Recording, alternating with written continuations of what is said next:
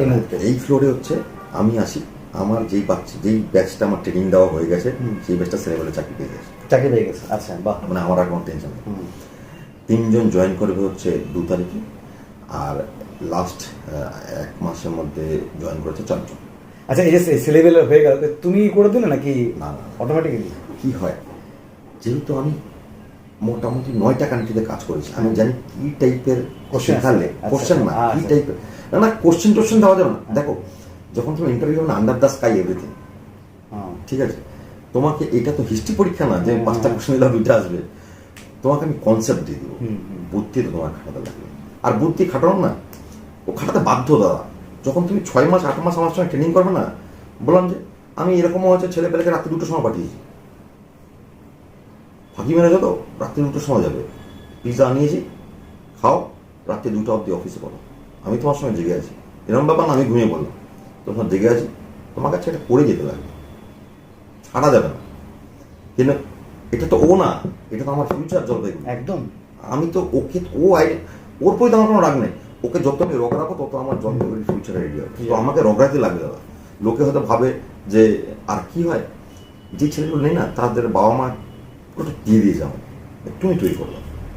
মানে আমি তোমাকে একটা এক্সাম্পল দিচ্ছি, আমাকে যেই বাচ্চা নেক্সট লিডারশিপ বলছি, তারা না আগে সবাই একটা বাচ্চা, কেউ বাজার করতো না, ইলেকট্রিসিটি বিল দিত না, মাই করতো কারণ বাবা নেই, বাবা আছে মা আছে, মানে লাটসায় মধ্যে ঘুরে বেড়াতো, বুঝছো?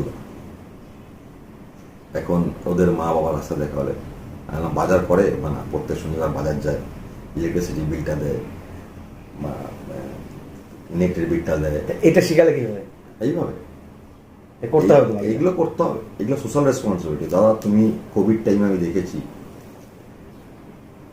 আমার হলে ছেলেদের গ্রুপ, ধরো কোভিড হয়েছে, কেউ বেরোতো না দাদা, 3-4 জন ছাড়া কেউ বেরোতো না। আমি দেবদিদা বলে একজন দাদা আছে, সুভাষিস দা বলে দাদা আছে, আর 2 জন আছে, কাউকে ওষুধ খাওয়াতে লাগবে। মানে কোভিড কোথাতে গেল না আর বুঝতে পারবো না, কোভিড হলেও আমি বুঝতে পারি। আমি কোভিড টাইমে একদিন ওপরে ঘুমাইনি, আমার সবাই সদ্য বাচ্চা হচ্ছে তখন, আমি 8 মাস এখানে ঘুমিয়েছি, কেন বাইরে ঢুকতে দিল না, স্বাভাবিক।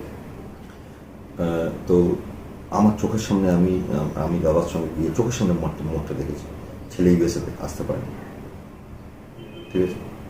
তো এখনকার বাচ্চা কাচ্চা, এখনকার ফ্যামিলিটা কি, যে আমারই দাদা আছে সব, তার বাচ্চা কাচ্চা কেউ কেআইটিতে পড়ে, কেউ ভিআইটিতে পড়ে, কেউ আইএমএ পড়ে, সব সিঙ্গেল চাইল্ড নিউক্লিয়ার ফ্যামিলি। যখন চলে যাচ্ছে না, তুমি চিন্তা করো তো, তুমি এতদিন ধরে একটা বাড়ি বানালে, আলিশান ড্রয়িং রুম, ডাইনিং রুম, বাচ্চা চলে গেল, ওটা তোমার বৃদ্ধাশ্রম হয়ে গেল।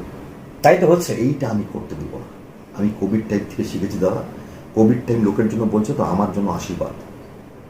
আমি যত প্রজেক্ট পেয়েছি কোভিড টাইমে ছেলেদের চাকরি চলে গেছে, আমি কোভিড থেকে শুরু করেছিলাম 5 জন নিয়ে, আজকে 84 জন এমপ্লয়ি। আজকে তোমার 84 জন এমপ্লয়ি?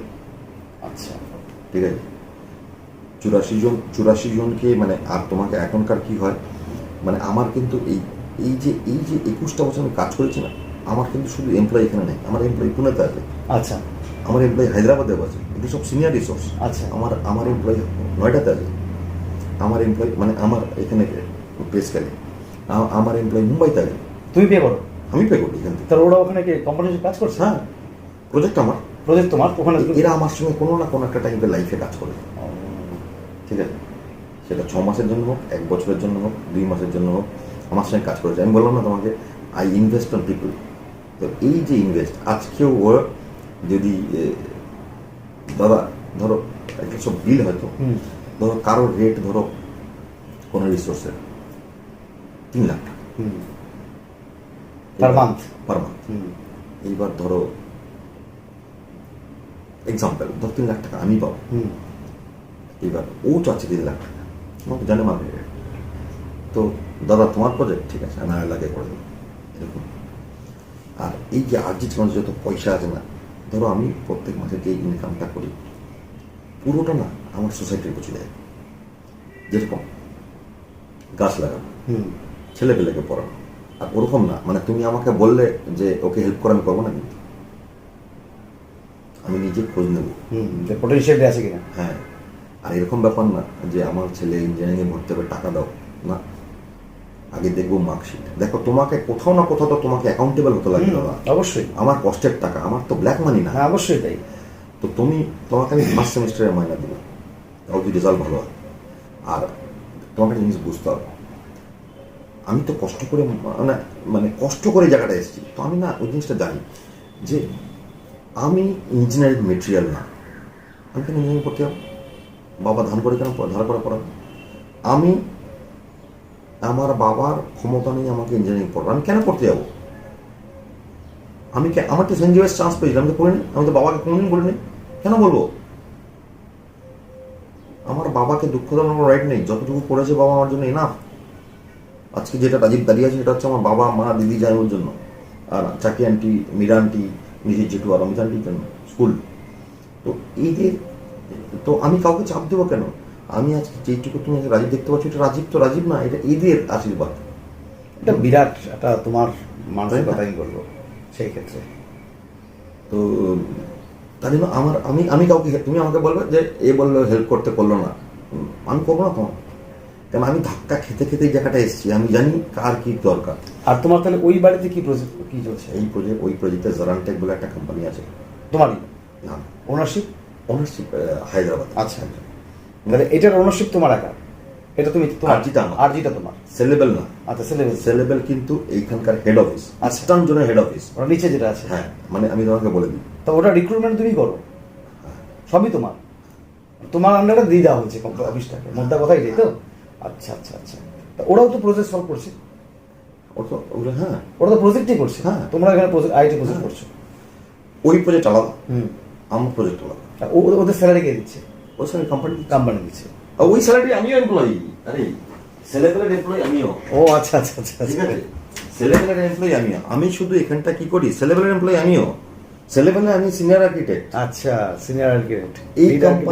এই কোম্পানিটা হচ্ছে সর্ট অফ রাজ্য টেকনোলজি, সর্ট অফ মানে কি বলতো, আমি কেন এই কোম্পানিটা আমার মাদার কোম্পানি, এটা আমি শুরু করেছি। আচ্ছা, আমি ওই জন্য ঢুকতে গিয়ে সিটি দেখাচ্ছে, আরজি দেখার কথা। এই ফ্লোরটা হচ্ছে আরজি, সেকেন্ড ফ্লোরটা হচ্ছে সিটি।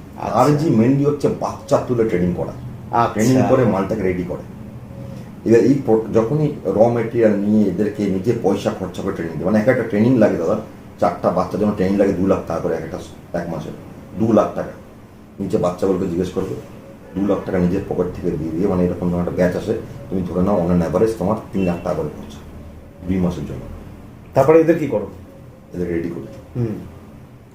করে এবার চালান করবে যখন কোম্পানি যায় তোমার কাছে? না, কোম্পানি দেখো, আমি তো এত বছর কাজ করেছি, আমি পাঠাই, আমি যখন পাঠাই তখন এটা আলাদা। ঠিক আচ্ছা, ঠিক আছে, কেন আমি তোমাকে পাঠাবোই না তোমার কাছে বাজে ছেলে, আমি তোমাকে পাঠাবোই না বাজে ছেলে। গ্রেট রাজীব, কেন? আমার তো একটা ফেমের ব্যাপার আছে দাদা। আমি যখন কালকে তোমাকে বাজে স্টুডেন্ট পাঠাবো, তখন তুমি আর পরের বার থেকে আমার কাছে নেবে না তো? না, অবশ্যই। তো আমি জানি কোন ছেলেটা কি, আর ভালো ছেলে আমি রেখে দিই দাদা, ভালো ছেলে আমি ছেলেগুলো রেখে দিই। তোমাকে এটা তো চালাতে হবে। তুমি সেলফিশ বলা যায়, ভালো ছেলে আমার নর্থ বেঙ্গলের ছেলেবেলা আমি কবতে দিই না, এটা বিরাট ব্যাপার। বাড়ির ছেলে বাড়িতে এখানে থাকবে, এটা ব্যাপার। এবার নেক্সট আরেকটা প্রশ্ন যাচ্ছে। হ্যাঁ,